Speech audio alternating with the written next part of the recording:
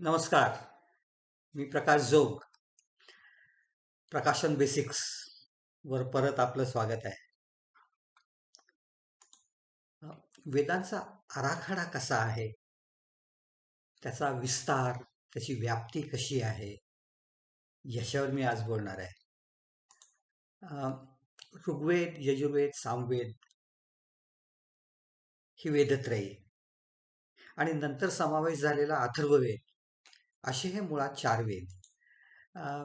चारी वेदांमधल्या भागांची नावं आणि उद्देश हे समान आहेत, पण त्याचा प्रत्येकाचा अप्रोच, हाताळणी ही वेगवेगळ्या पद्धतीची आहे. खरं तर वेदांचे दोन प्रमुख भाग आहेत. पहिला म्हणजे कर्मकांड. तो कृतीशी संबंधित आहे. प्रार्थना कशा करायच्या, यज्ञ, विधी यांच्या सर्व कृती कशा आहेत याची माहिती आणि काय आहे ते, हे दोन्ही त्याच्यात आहे. दुसरा भाग म्हणजे ज्ञानकांड.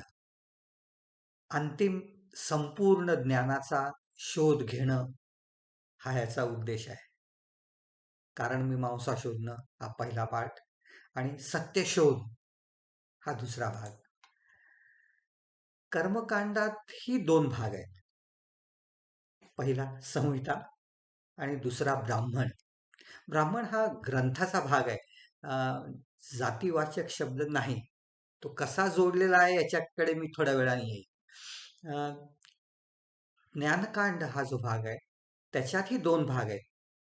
अरण्यक पहिला भाग आणि उपनिषद हा दुसरा भाग.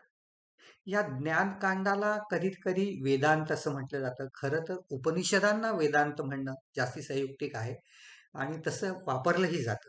आणि त्याच्या आधीचा भाग जो अरण्यक आहे त्याला काही वेळेस उपासना कांड असंही म्हटलं जातं. मग संहिता, ब्राह्मण, अरण्यक आणि उपनिषद असे मुळात वेदांचे चार भाग. काही ठिकाणी असं म्हटलं जातं की ते झाड, फांद्या, फुलं आणि सुवास असे आहेत. पहिले तीन दिसतात आणि सुवास हा फक्त आपल्याला जाणवला पाहिजे, अनुभवता आला पाहिजे, काय आहे हे समजलं पाहिजे. संहिता हा जो भाग आहे तो ऋचा, सूक्त, स्तोत्र यांचं एकत्रित संकलन जिथे आहे तो भाग. बहुतेक वेळेस हा गेय स्वरूपात असतो, छंदबद्ध असतो आणि प्रत्येक व्यक्तीने काय करावं याची माहिती देणारा हा भाग आहे. दुसरा म्हणजे ब्राह्मण. यज्ञ कृतीला संबंधित जे मंत्र आहेत गद्य स्वरूपातले ते ह्या ब्राह्मण भागात बरेच वेळा असतात. आणि अरण्यकात उपासना कशी करावी याची थोडीशी माहिती आणि कर्मकांडामागे काय कारणमीमांसा आहे, काय लॉजिक आहे याचा विचार या अरण्यकात सुरुवातीला आहे आणि मग तो वाढत वाढत पुढे उपनिषदांपर्यंत जातो. उपनिषद म्हणजे खरं तर भारतीय तत्वज्ञानाचा गाभा. ब्रह्मज्ञान काय आहे, ते कसं मिळवावं, मोक्ष म्हणजे काय, ते मिळवण्याचे मार्ग काय काय आहेत, पद्धती काय काय आहेत. वेदांचा हा शेवटचा भाग म्हणून याला मी मागाशी म्हटल्याप्रमाणे वेदांत असं म्हटलं जातं. शेवटचा टप्पा, शेवटची पायरी जी गाठायचा प्रत्येकाने प्रयत्न केला पाहिजे, तो भाग हा वेदांत.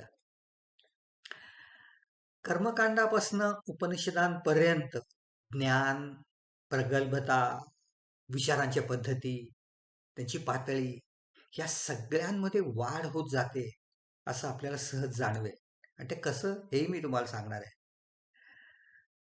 मग हे किती मोठे आहेत वेद, त्याची व्याप्ती काय आहे हे समजण्यासाठी मी काही संख्यात्मक माहिती तुम्हाला सांगणार आहे.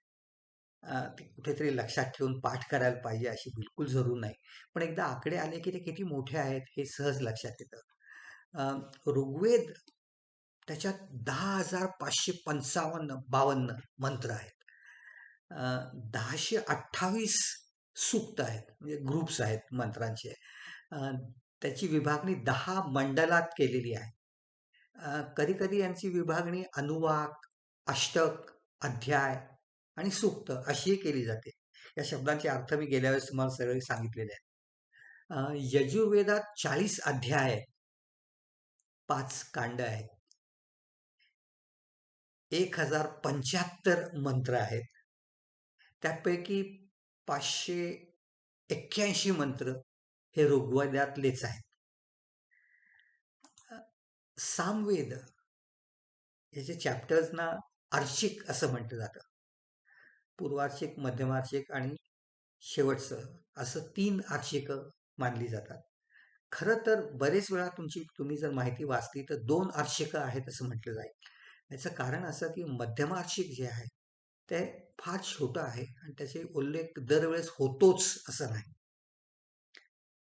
1875 मंत्र सामवेदात आहेत, त्यापैकी 1800 ऋग्वेदातलेच आहेत.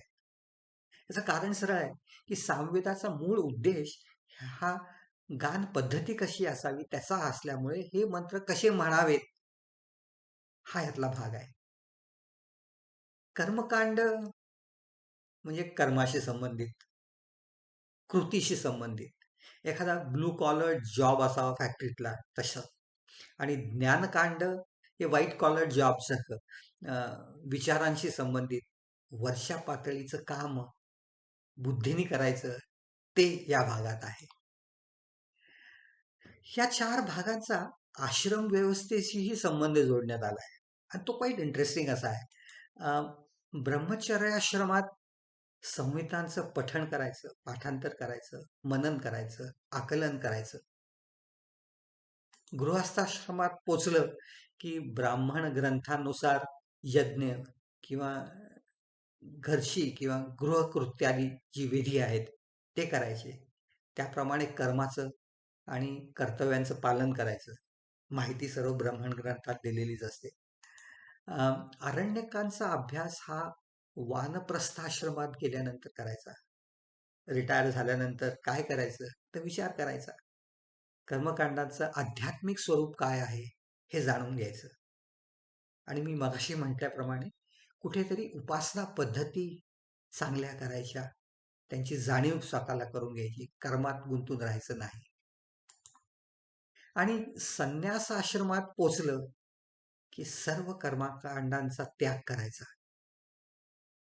उपनिषदांचं श्रवण, मनन, अभ्यास करायचा, चर्चा करायची, ब्रह्मविद्या प्राप्त करायची. ब्रह्मविद्या म्हणजे ब्रह्म मिळवणं. ब्रह्म म्हणजे काय याच्या सकट सर्वांची चर्चा मी नंतर करणार आहे.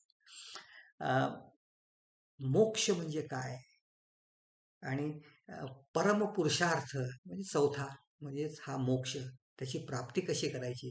जमलं तर मोक्ष मिळवायचा, नाही तर ऍटलिस्ट त्याच्यासाठी प्रयत्न करत राहायचं. हा या भागाचा उद्देश आहे. वेदाच्या या 4 भागांची आणखीनही काही माहिती आहे, पण ही तर सुरुवात आहे. बाकीची माहिती पुढच्या वेळेस.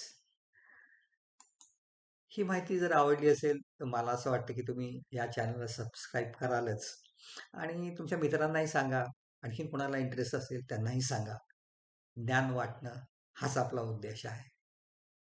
परत भेटेपर्यंत नमस्कार.